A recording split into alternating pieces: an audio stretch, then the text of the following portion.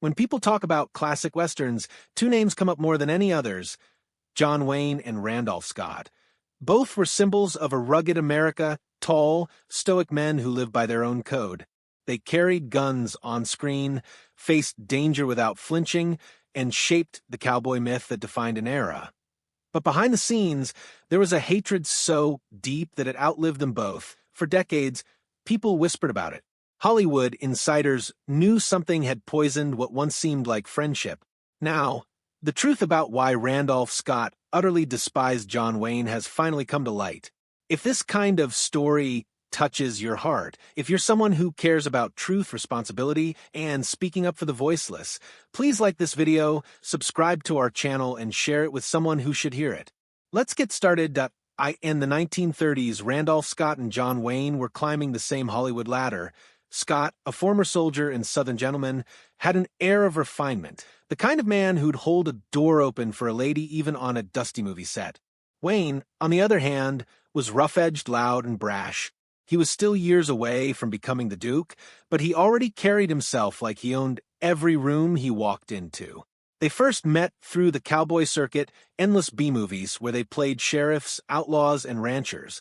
To the studios, they were just two handsome men who looked good on a horse, but to each other, they were rivals.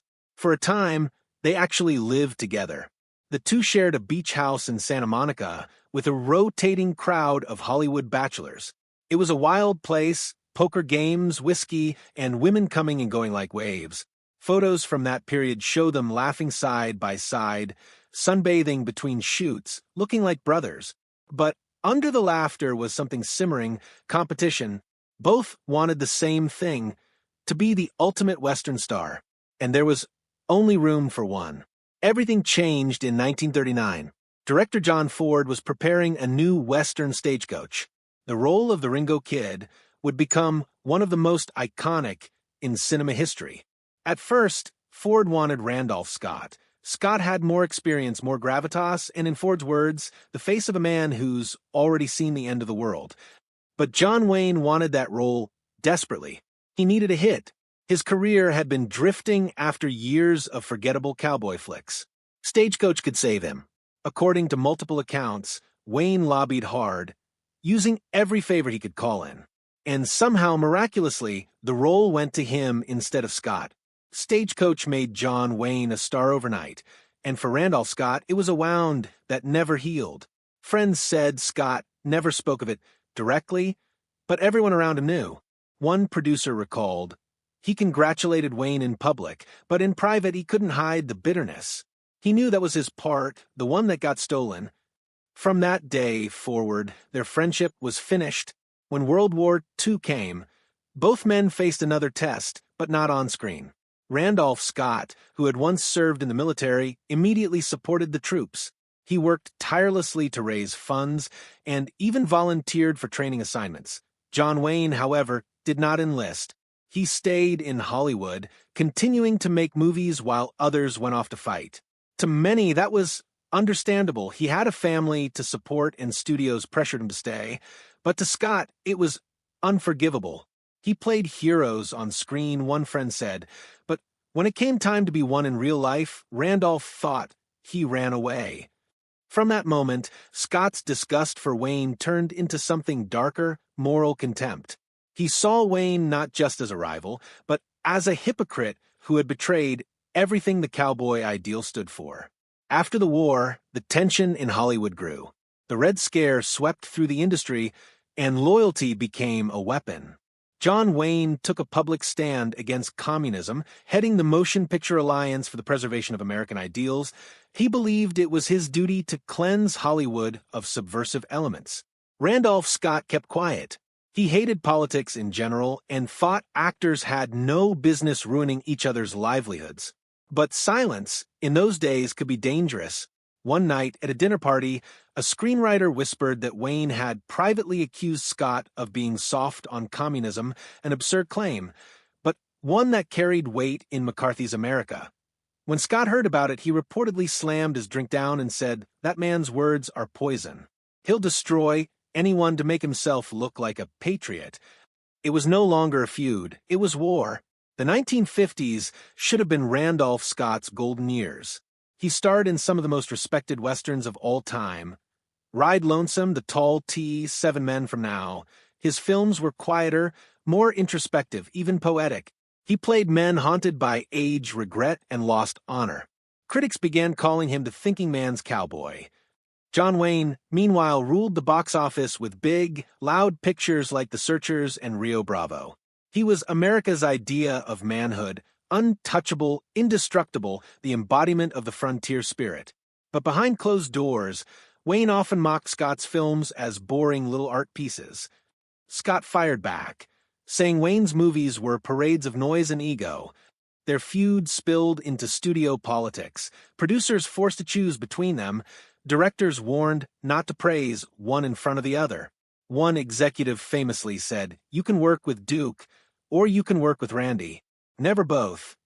The feud reached its peak in 1953 at an industry banquet. Both men were seated at the same table. By mistake, some said, by design, others claimed. The air was thick with tension. A guest joked about the two greatest cowboys in the room. Wayne raised his glass and said, "Only one of us ever drew in a real fight."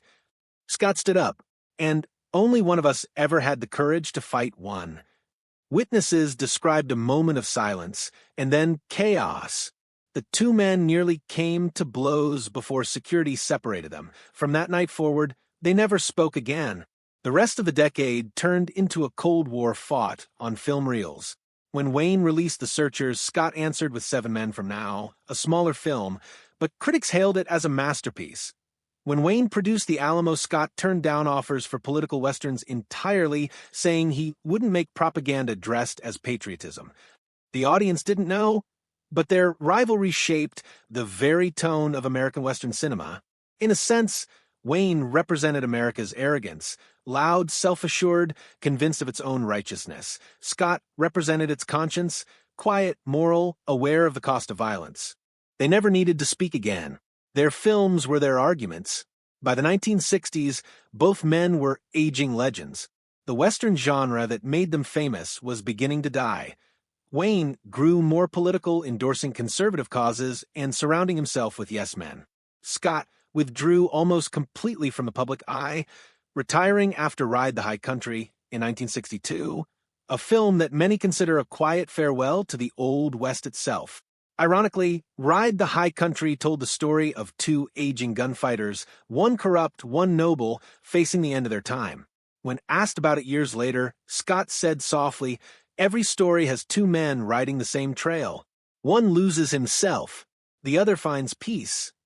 Many thought he was talking about John Wayne. Randolph Scott lived to be 89. In his final years, he rarely granted interviews. But according to one account from a family friend, not long before his death, he was asked if he had ever made peace with Wayne. Scott's reply was quiet but firm. He made peace with himself. "That's enough for him. I don't need it." John Wayne, on the other hand, never publicly mentioned Scott again. But when he was dying of cancer in 1979, a journalist asked him who the greatest cowboy actor of all time was that he thought for a moment, smiled faintly, and said, "It wasn't me." That was all. In the years since, Hollywood historians have looked back on the Wayne-Scott feud not just as a clash of egos, but as a mirror of America itself. Point two men, both strong and proud, each convinced he was living by the right code, yet doomed to see the other as everything he despised. John Wayne became the face of the mythic cowboy, a hero larger than life. Randolph Scott became the heart of the Western, the quiet man who knew that real courage doesn't need applause. They never reconciled, but together they created the dual image of what the American West, and maybe America itself, has always been half swagger, half soul. And perhaps that's the real tragedy. Not that Randolph Scott hated John Wayne, but that two men who defined honor on screen could never find it with each other. In the end, their feud wasn't just personal. It was symbolic, the clash between two Americas, one brash and self-glorifying, the other dignified and introspective. Hollywood may have chosen its hero, but history remembers them both. Randolph Scott, the man of quiet principle; John Wayne, the legend of thunder and shadow.